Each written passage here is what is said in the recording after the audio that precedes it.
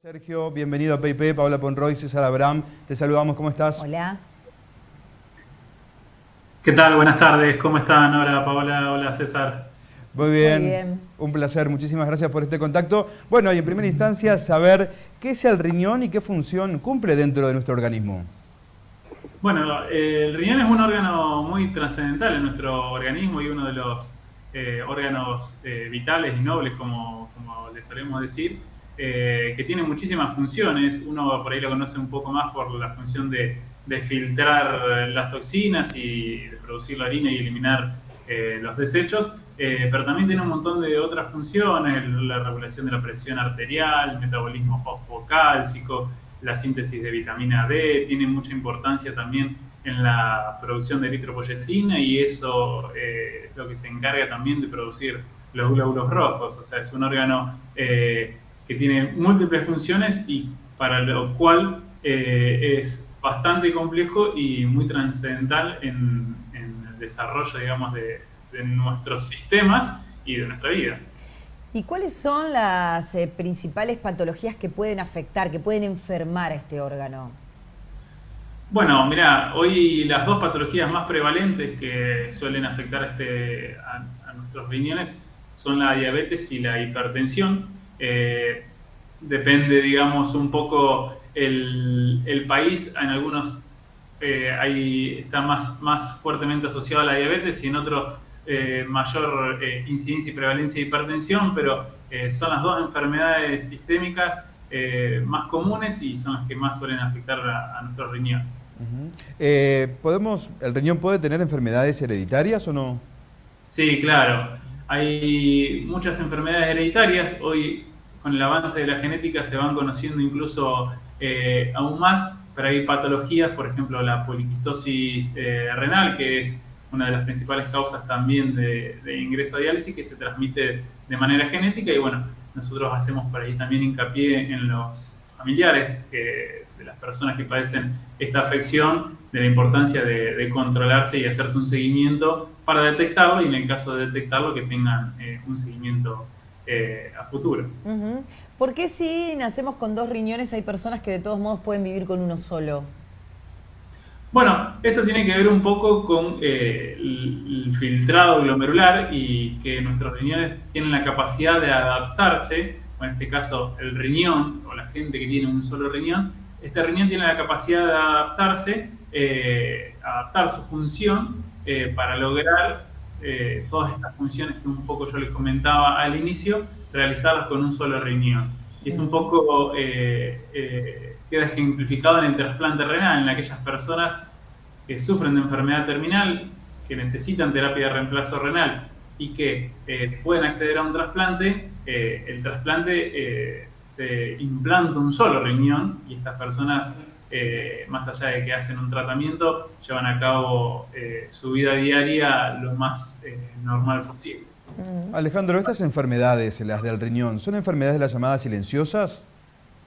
Sí, si bien la diabetes y la hipertensión uno tiene el diagnóstico previo y hace un seguimiento de esa patología, muchas veces el daño renal, como bien vos decís, César, es un daño que es de manera silente. No va dando sintomatología o no se va manifestando hasta que está muy avanzado. Por eso es muy importante hacer un adecuado control de las patologías, y en el caso de que se detecte algún indicio de que pueda haber algún principio de daño renal, concurrir a un nefrólogo, o que en realidad sus médicos clínicos de seguimiento hagan la derivación a un nefrólogo para poder tomar algunas medidas y algunos cuidados para intentar enlentecer ese avance y de esta manera evitar que lleguen a estadios terminales. ¿Cuál es la incidencia que tienen las enfermedades que afectan al riñón, teniendo en cuenta que habitualmente uno escucha hablar sobre la incidencia de otras patologías y no siempre tenemos en claro cuál es el impacto que esto está teniendo en la salud de muchas personas? Bueno, justamente la incidencia, digamos, de la enfermedad renal en la población es de un 10%, depende mucho la población que uno analice, pero con el desarrollo de estas enfermedades crónicas que hablábamos, de la diabetes, la hipertensión, el aumento de la expectativa de vida de la población, eso hace que estas enfermedades, si bien el daño que generan es silente, vayan progresando. Se sabe que aproximadamente un 10% de la población desarrolla enfermedad renal crónica y menos de un 30% lo conoce. A su vez, alrededor de, por ejemplo, en nuestra provincia, en Entre Ríos, 700 personas, más de 700 personas, necesitan de terapia de reemplazo renal, de hemodiálisis o de diálisis peritoneal, y un gran porcentaje también se encuentran trasplantados. Habitualmente, unas 700 a 1000 personas por millón de habitantes necesitan de terapia de reemplazo renal. Esto genera un impacto, digamos, tanto en la salud como obviamente en los enfermos y en sus familias. Es muy alto el porcentaje, no sé si coincide. Sí, la verdad que hemos visto, en realidad se ha visto, digamos, un desarrollo, un aumento de los casos, digamos, de enfermedad renal, sobre todo a expensas de estas causas, de la diabetes, de la hipertensión, de la obesidad, que van aumentando su incidencia en la población, y eso hace que la prevalencia de la enfermedad renal crónica sea más alta. Como venimos hablando a lo largo de esta temporada de PIP TV, la alimentación es fundamental para todo el organismo, y hablando del riñón en particular, también. Sí, es fundamental la alimentación.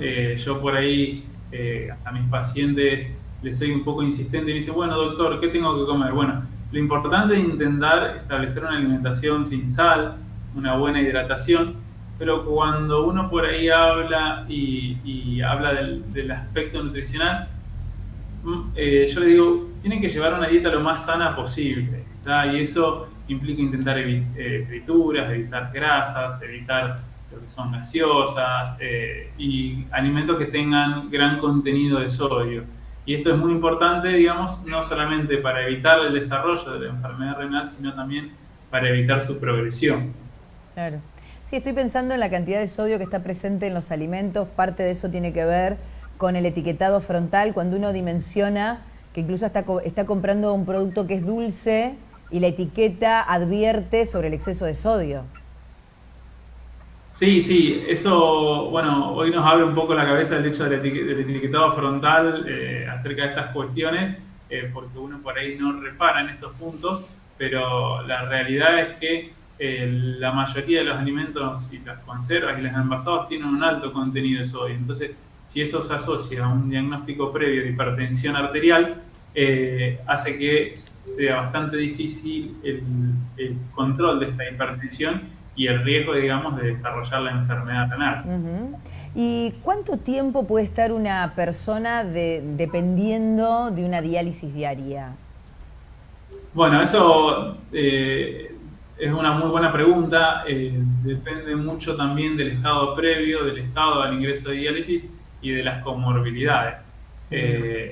Nosotros tenemos personas que han estado 30 años en diálisis, que en el medio pueden haber recibido un trasplante y luego vuelto a diálisis, y personas que por su comorbilidad cardiovascular,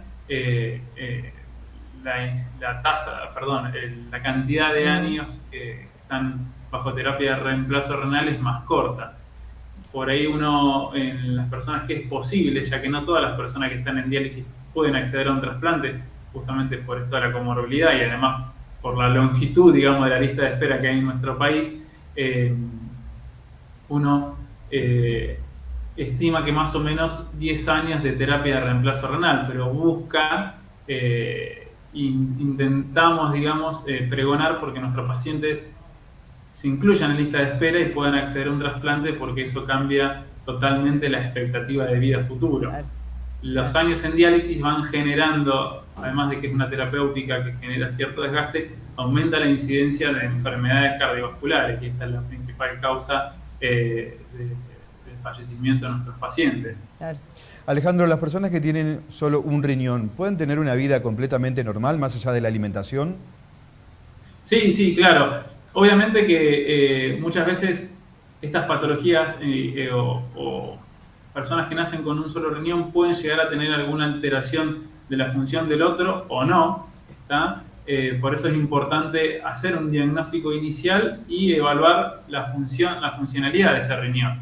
Si esa función del riñón inicialmente es totalmente normal, pueden llevar una vida normal, siempre y cuando, bueno, haciendo énfasis en estos puntos, el control de la presión arterial, intentar evitar el sobrepeso, la obesidad y, bueno, la alimentación, que es fundamental, porque yo siempre por ahí les recalco a los pacientes, sobre todo los trasplantados o pacientes que tienen un solo riñón, que no es lo mismo para nuestro organismo tener que filtrar 100 kilos que tener que filtrar 60 o 70. Claro. Entonces, también es importante el control de la obesidad y el sobrepeso y los factores de riesgo para que puedan llevar una vida totalmente normal y sin tener complicaciones a futuro. ¿De qué manera uno puede controlar sus riñones? Digo, de manera preventiva. ¿Cómo puedo saber yo si mis riñones están bien, si tengo que ser más exhaustiva en algún otro estudio? Bueno, nosotros siempre lo que recomendamos es un control clínico anual. Independientemente de que pueda hacer con el nefrólogo o no pueda hacer con el nefrólogo, lo pueden hacer con su médico clínico. Y eso requiere, además de, bueno, obviamente, siempre hablando de personas sanas, un control de rutina y un laboratorio, junto con un examen de orina, que se hace una orina simple a la mañana. En el caso de aquellas personas que tienen antecedentes en la familia de enfermedad renal, uno sugiere también realizar un control y que aquellos pacientes que tienen enfermedades o factores de riesgo, como son la hipertensión, la diabetes, el sobrepeso y el tabaquismo, recomendamos que hacer un buen control de estas patologías y tener un control o tener estas enfermedades controladas junto con su médico clínico, y si él considera que a partir de los análisis rutinarios o de un examen de orina hay alguna alteración en la función renal o que pueda estar dando un aviso previo de que se pueda llegar a manifestar, concurrir a una consulta nefrológica. Alejandro, antes de despedirte, ¿la orina tiene que tener un color o algún olor en especial o no? No. El análisis de orina, uno lo que busca es principalmente descartar un componente inflamatorio, y la presencia de proteínas o no. Las proteínas normalmente en la orina no pasan, entonces la detección de proteínas por encima de un valor de corte ya hablan de que hay un daño en la barrera o en la membrana que puede estar anticipando algún desarrollo a posterior de enfermedad renal o de caída de la función renal.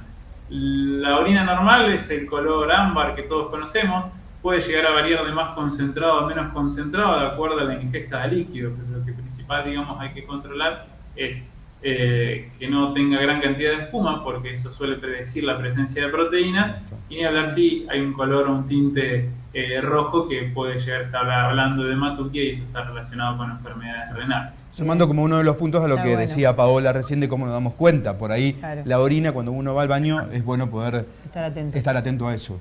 Totalmente. Alejandro, muchísimas gracias, ha sido un placer este contacto con vos. Bueno, un placer, el placer es mío, saludos a ambos. Abrazo.